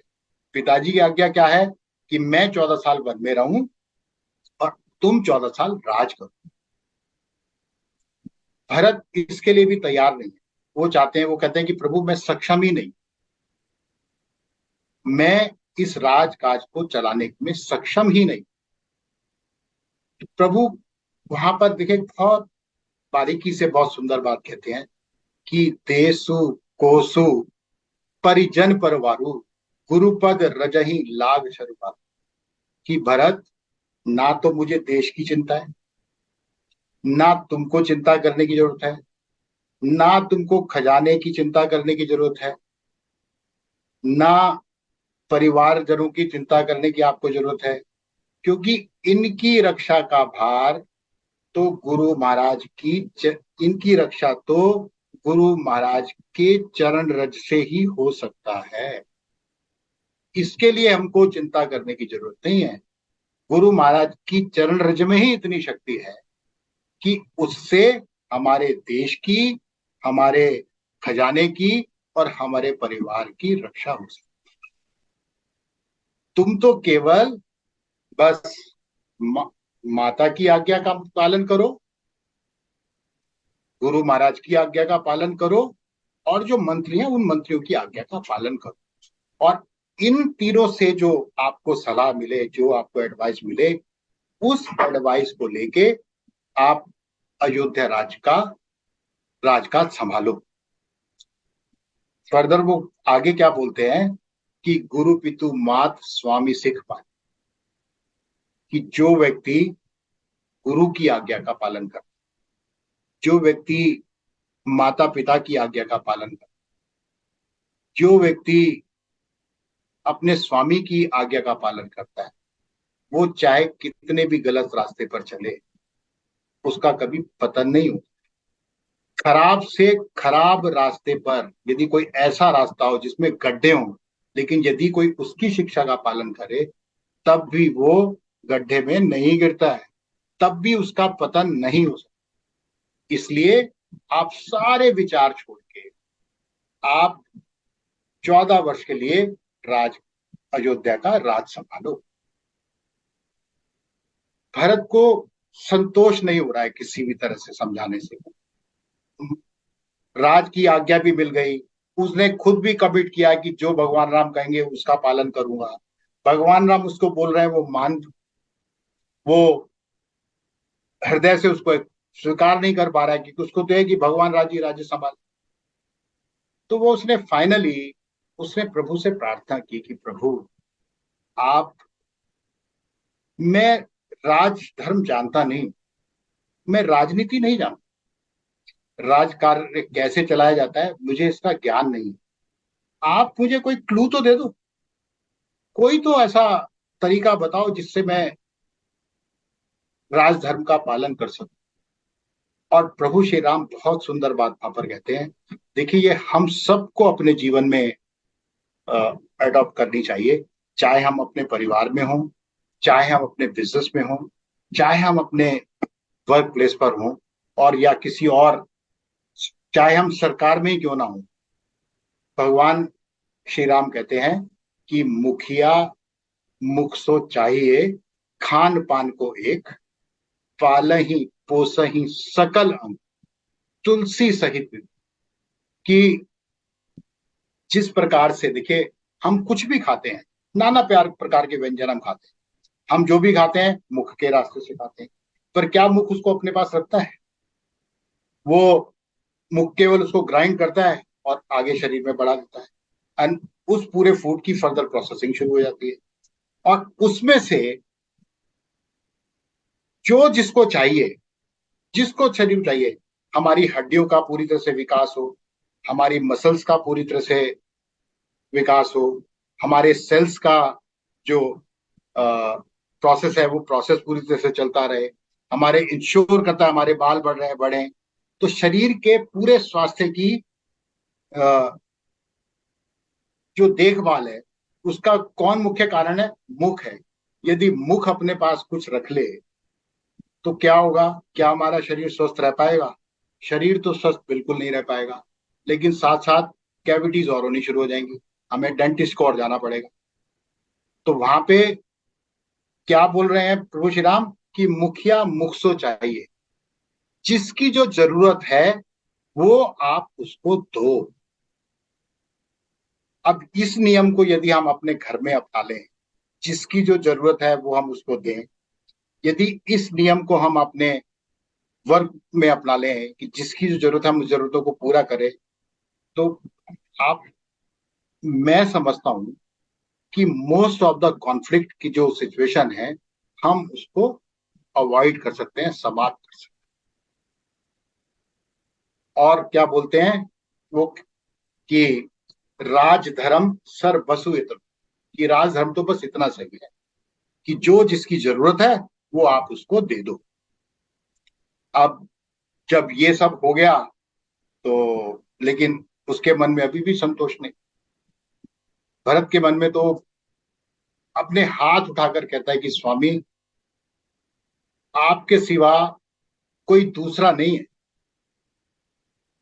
जैसे हम देखते हैं ना कि कुछ तोते हैं वो कुछ पढ़ के बोलने लग जाते हैं, कुछ बंदर है वो बंदर को लोग नचाते हैं, है ना। तो कहते हैं कि प्रभु ये लगता है कि बंदर नाच रहा है या तोता पढ़ रहा है। बोला इसमें बंदर का या तोते का कोई बड़प्पन नहीं, ये तो जो उसका जो मास्टर है ना, ये तो उसके अधीन है। तो प्रभु मैं भी आपके अधीन हूं, आप मुझे कुछ ऐसा दो जिससे मेरे मन को संतोष हो, मैं इस अयोध्या का राज का चला सकूं। तब प्रभु भरत को क्या करते हैं? अपनी खड़ाऊं देते, और भरत उस खड़ाऊं को लेके अयोध्या वापस आए और आके उन्होंने 14 साल भगवान की अनुपस्थिति में वहां पर राज किया, और ये मानकर राज किया कि ये राज प्रभु की धरोहर है। और देखिए, यदि जिस राम राज्य की बात हम करते हैं, वो राम राज्य तो भरत का ही 14 साल का जो राज्य था वो भरत वही राम राज्य। जब एक राजा ने अपने आप को प्रभु का सेवक माना और राज्य को प्रभु की धरोहर मानकर उसकी रक्षा की, उसकी पालना की। और प्रभु यदि आज पूरे इस कॉन्फ्लिक्ट को आप देखेंगे तो देखिए क्या हुआ, कोई भी इसमें लूजर नहीं है। आज कोई भी कॉन्फ्लिक्ट हमारे पास होता है तो या तो हमारी कोशिश क्या होती है कि हम जीत जाएं, और इस हम जीतने के चक्कर में दोनों ही कोई नुकसान होता है, दोनों ही लूजर बन जाते है ना। या वो कभी एक आदमी जीत जाता है, एक आदमी को नुकसान होता है। लेकिन असली कॉन्फ्लिक्ट का रेजोल्यूशन क्या है कि जब हम विन विन सिचुएशन पे हम लोग एग्री हो जाए। और ये जो सिचुएशन है, देखिए विन विन सिचुएशन, भरत जो चाहता था वो भरत को मिल गया, भगवान राम जो चाहते थे भगवान राम 14 साल वन में रहना चाहते थे, उन्होंने 14 साल वन में रहे। और भरत ने को प्रभु पिताजी की आज्ञा थी कि 14 साल राज का चलना, उसने राज का चलाया, लेकिन प्रभु राज्य को प्रभु श्री राम की धरोहर समझकर।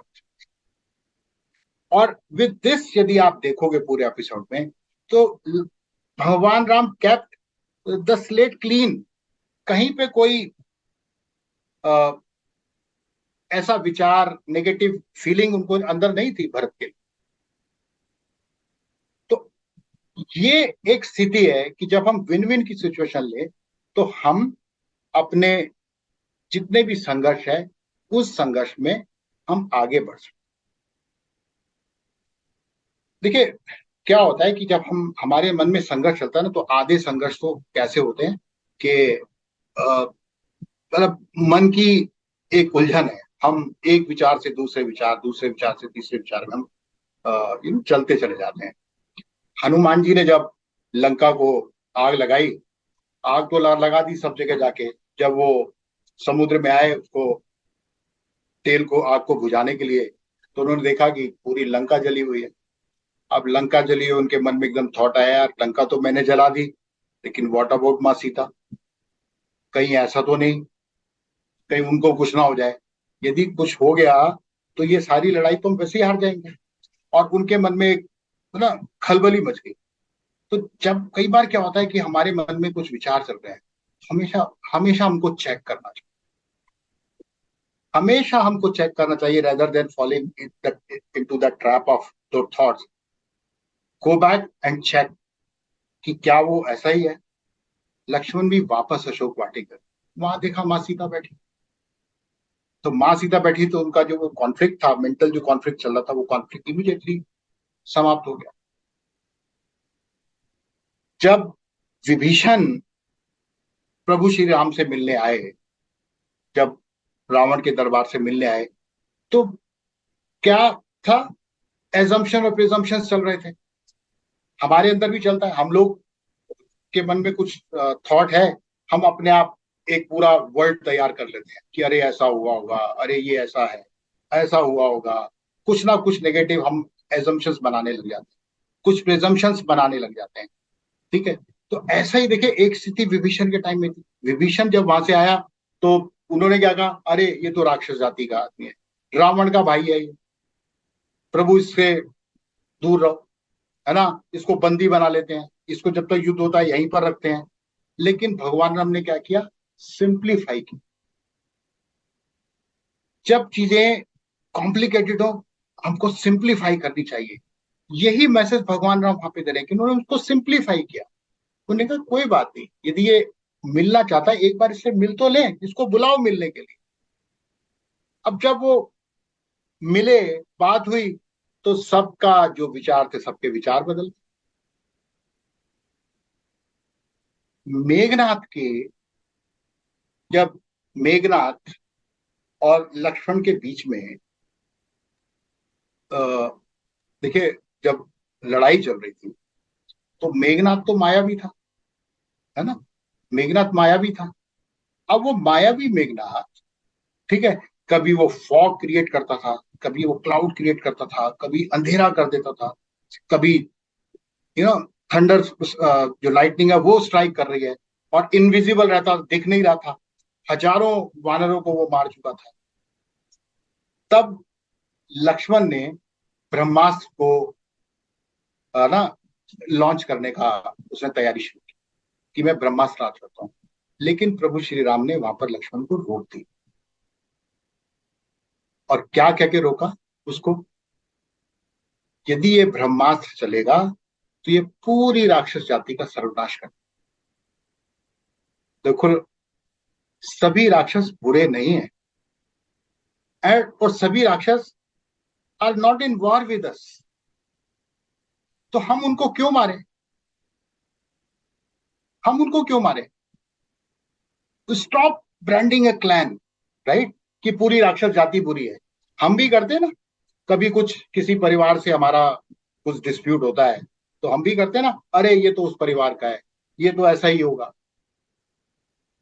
है या नहीं है? ये सब हमारे अंदर, हमारे साथ भी होता है। लेकिन भगवान राम हमको क्या बोलते हैं, स्टॉप ब्रांडिंग पीपल।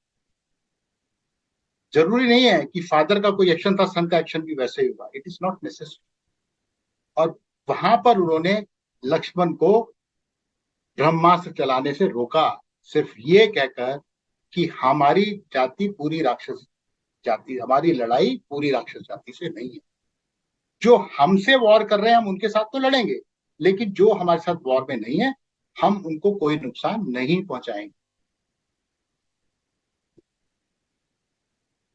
तो ये जो छोटी छोटी चीजें हैं कि हम चीजों को, है ना, कि सिंप्लीफाई करें, विन विन का सिचुएशन अपने दिमाग में रखें। कोई भी डिस्प्यूट है, कोई भी झगड़ा है, केवल ये विचार हमारे अंदर नहीं होना चाहिए कि हम केवल हम ही विजय प्राप्त हो, हमें ही सारे लाभ प्राप्त हो।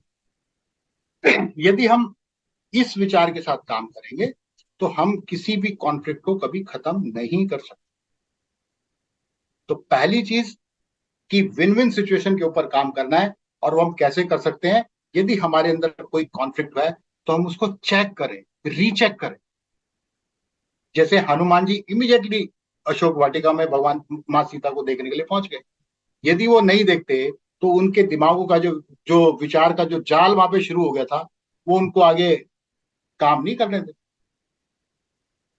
दूसरा कि प्रिज्यूम करना, एज्यूम करना बंद करें। विदाउट वेरीफाइड एनीथिंग हम ये सोच लेते हैं कि ऐसा होगा। ये जो तरीका है, ये तरीका हमारा गलत है। और चीजों को कॉम्प्लिकेट नहीं करें, सिंपल करें। और हमारे अंदर फॉरगिवनेस का भाव होना चाहिए। देखिए, विभीषण, जब रावण भगवान श्री राम के हाथों मारा गया और उसका जब पार्थिव शरीर वहां जब जमीन पे पड़ा हुआ था लंका में, तो विभीषण ने रावण को फाइनल राइट उसके फनरल के लिए मना कर, और वो बोलने लगा भगवान को कि प्रभु ये पापी था, ऐसा था, वैसा था, जो भी कुछ था उसने मन के बात थी, उसने भगवान राम को बोली कि प्रभु मैं इसका अंतिम संस्कार नहीं करूंगा, ये डिजर्व नहीं। वहां पे भगवान राम ने विभीषण को एडवाइस किया कि Vibhishan, stop hurting and hating. Ravan is dead and he was your brother, so as he is mine brother too. Do your duty and give Ravan a respectful final rights. तो ये हमारे अंदर यदि किसी भी कॉन्फ्लिक्ट में हम यदि फॉरगिव करना और फॉरगेट करना सीख जाएं, तो हम बड़े से बड़े कॉन्फ्लिक्ट को सॉल्व कर सकते हैं अपनी लाइफ। और बड़े से बड़े कॉन्फ्लिक्ट को देखिए हम सोल्व कर सकते। एक बात बताइए, जब हम बुरी बातें अपने जीवन में भूल जाते है ना, बुरी बातें भूल जाते हैं ना, अच्छी बातें बल्कि हम अपने जीवन में भूल जाते हैं, तो क्या हम बुरी बातें नहीं भूल सकते? बुरी बातें भी भूल जानी चाहिए। तो पहला चेक करना है, रीचेक करना है। सेकंड, एजम्पशंस से बाहर निकलना, चीजें कॉम्प्लिकेटेड जो चीजें हैं उनको सिंप्लीफाई करना।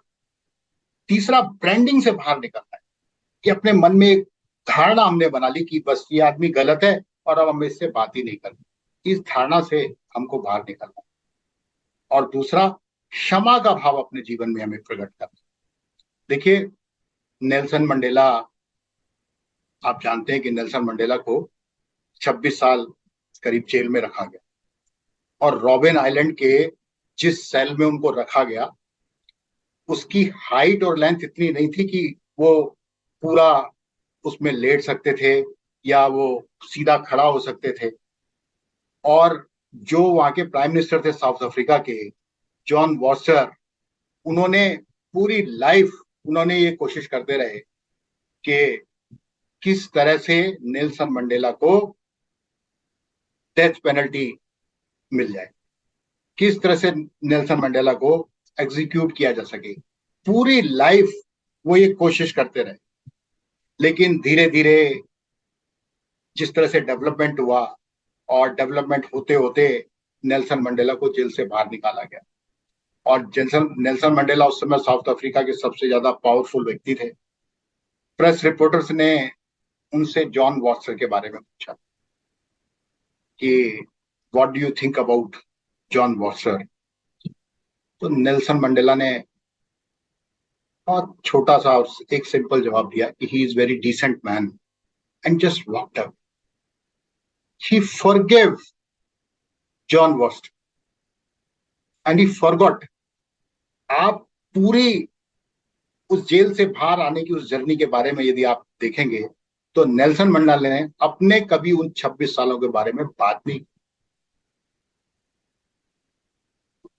भगवान राम जब 14 साल के बाद वापस आए और सबसे पहले वो किसके पास जाते हैं? माँ कैकेयी के पास। और माँ कैकेयी के आगे हाथ जोड़ के खड़े हो गए कि थैंक यू माँ, यदि आप नहीं होती तो मैं ये कभी जान ही नहीं सकता था कि मेरे पिताजी मुझसे इतना प्यार करते हैं कि वो मेरे बगैर एक दिन भी जिंदा नहीं रह सकते। थैंक यू माँ, यदि आप नहीं होती तो मैं कभी जान ही नहीं सकता था कि मेरा भाई भरत संसार की सारी खुशियां सेक्रीफाइस कर सकता है सिर्फ मेरे साथ। यदि आप नहीं होती तो मैं ये कभी जान ही नहीं सकता था कि मेरा एक भाई लक्ष्मण है जो मेरे से एक पल भी जुदा नहीं हो सकता है, एक पल भी मुझसे दूर नहीं रह सकता। मैं सीता की लॉयल्टी को नहीं जान सकता था, इवन रावण की एनिमिटी को भी नहीं जान सकता था कि वो सुबह शाम मेरा ही सुमिरन करता है। थैंक यू माँ for making my life special. And Lord Rama wiped out the slate. He forgave and forget। तो हमें किसी भी कॉन्फ्लिक्ट को यदि एड्रेस करना है तो उसका सबसे आसान तरीका है कि we have need to learn forgive and forget. देखिए, भगवान ने हमारी इस लाइफ को एक स्पेशल पर्पस के लिए डिजाइन किया, और उस पर्पस के साथ साथ कॉन्फ्लिक्ट्स, जीवन के संघर्ष वहां पर हैं। ठीक है, जीवन के संघर्ष वहां पर हैं, लेकिन हमको उन संघर्ष के साथ डील करना सीखना है। और इसका सबसे आसान देखिए रास्ता है कि जो एक्स्ट्रा लगेज हम कैरी कर रहे हैं, एजम्पशंस का, ग्रैंडिंग का, कंफ्यूजन का, ठीक है, ये जो एक्सेस लगेज जो हम कैरी कर रहे हैं, ये लगेज को हम अपने जीवन से, अपने मन से हटाएं कि ये जो जिससे हमारी ये जो अनंत की जो यात्रा है, ये अनंत की यात्रा आसान हो सके। आज मैं इस बात को आपके साथ इसलिए शेयर करना मैंने कोशिश की कि इसने मेरी लाइफ के अंदर बहुत मुझको मदद की। मैंने अपने परिवार में, अपने करियर में मेरे को बहुत मदद मिली मेरे को आगे बढ़ने में।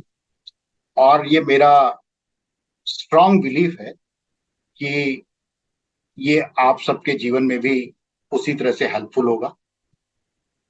और आइए हम सब मिलकर गुरु महाराज जी से प्रार्थना करें कि हम जो हमारा लक्ष्य है, जो अनंत की यात्रा है, उस अनंत की यात्रा करने में वो हमारी मदद करें और हमें साहस दें।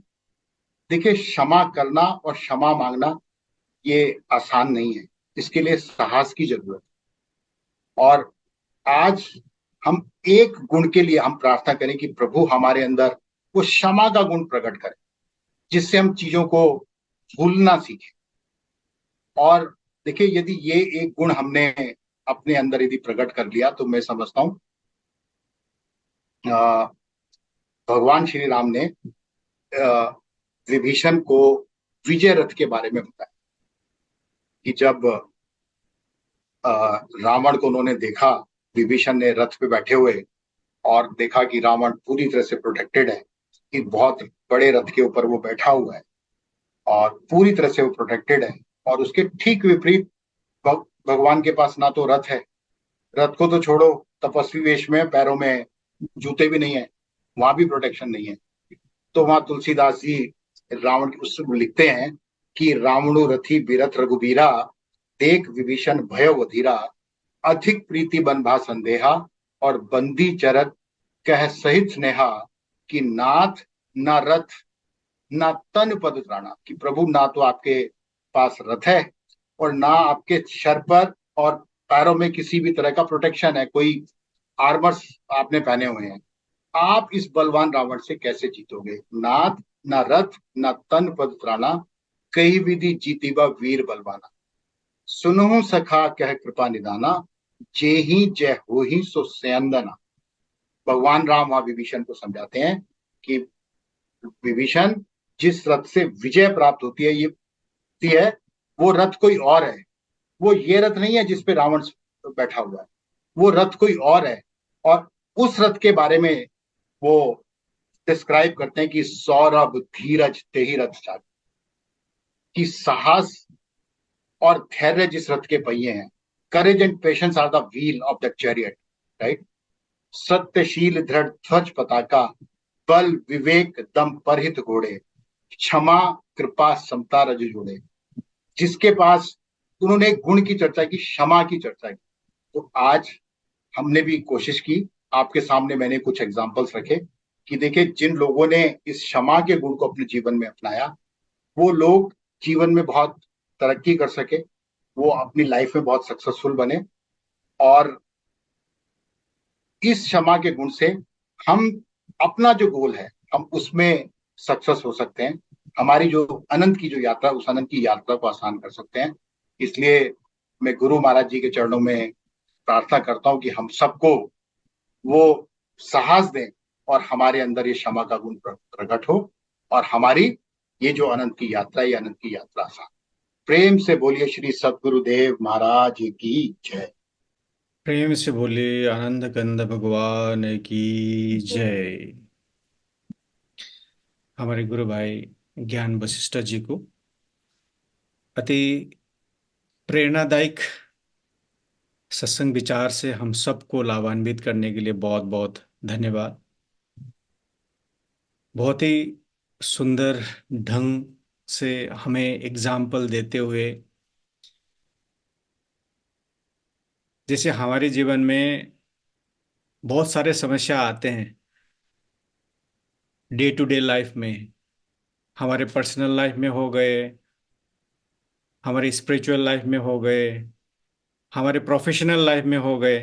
तो उस सिचुएशन से कैसे बाहर निकालना है, रामायण के माध्यम से, भगवान राम के माध्यम से, भरत के माध्यम से इतना सुंदर ढंग से आपने हम सबको समझाया कि कैसे कॉन्फ्लिक्ट मैनेजमेंट करना है, कैसे हमारे एग्रेशन को कंट्रोल करना है। बहुत बहुत धन्यवाद ज्ञान भाई। तो आज के कार्यक्रम हम लोग यहीं पर ही समाप्त करते हैं, और हमारे पूजनीय महात्मा अंगिरा बाई जी को भी बहुत बहुत धन्यवाद देते हैं कि इतनी बिजी शेड्यूल होने के बावजूद हमारे साथ आके अपना सारगर्भित सत्संग विचार से लाभान्वित किया, और हमारे नन्ही सी बाल कलाकार मानसी उपाध्याय बहुत ही सुंदर भजन गा के हम सबको आनंदित किया। आपको भी बहुत बहुत धन्यवाद। और जितने भी महानुभाव आज की इस सत्संग में जुड़े हुए हैं, आप सबको भी बहुत बहुत धन्यवाद। और हमारा ये यूएई वीकली सत्संग every Friday Dubai time 8 PM to 9:15 PM तक होता है। और जिस लिंक से आप लोग जुड़े हुए हैं, एवरी फ्राइडे सेम लिंक पर ही होता है। तो नेक्स्ट टाइम जरूर आप लोग अपने इष्ट मित्रों को शेयर कर सकते हैं, उन्हें भी इनवाइट कर सकते हैं। और किसी कारणवश अगर आपका ये जूम लाइव छूट जाए, तो इसका रिकॉर्डेड सत्संग हमारे वीकली सत्संग यूट्यूब चैनल पर भी उपलब्ध होता है। तो उसमें भी जाकर आप लोग आनंद ले सकते हैं। हमारे एवरी वीक का जितने भी कार्यक्रम हो चुका है उसका वीडियो अवेलेबल है, उसमें भी जाकर आप लोग देख सकते हैं, आनंद उठा सकते हैं, और उस वीडियो को आप लोग शेयर भी कर सकते हैं। तो चलिए आज के कार्यक्रम को हम लोग यहीं पर समाप्त करते हैं। बाई जी हमारे पास नहीं है, तो सब लोग मिल के प्रार्थना करते हैं। आनंद कंद भगवान की जय। त्वमेव माता च पिता त्वमेव, त्वमेव बन्धु च सखा त्वमेव, त्वमेव विद्या द्रविणं त्वमेव, त्वमेव सर्वं मम देव देव। त्वमेव सर्वं मम देव देव, त्वमेव सर्वं मम देव देव। भक्तिदान मह दीजिए, गुरुदेवन कीजिए, और नहीं कछ चाहिए, निस दिन चरणों की से। बार बार बर मागहूँ, हर्ष देव श्री रंग, पद सरोजन पावनी, भक्ति सदा सत्संग। प्रेम से बोले श्री सद्गुरुदेव महाराज की जय। आदि शक्ति श्री जग जननी माता जी की जय। परम संत जी महाराज की जय। सभी दिव्य परिवारों की जय। सभी पूजनीय संत महात्माओं की जय। सत्य गुरु दरबार की जय। जय।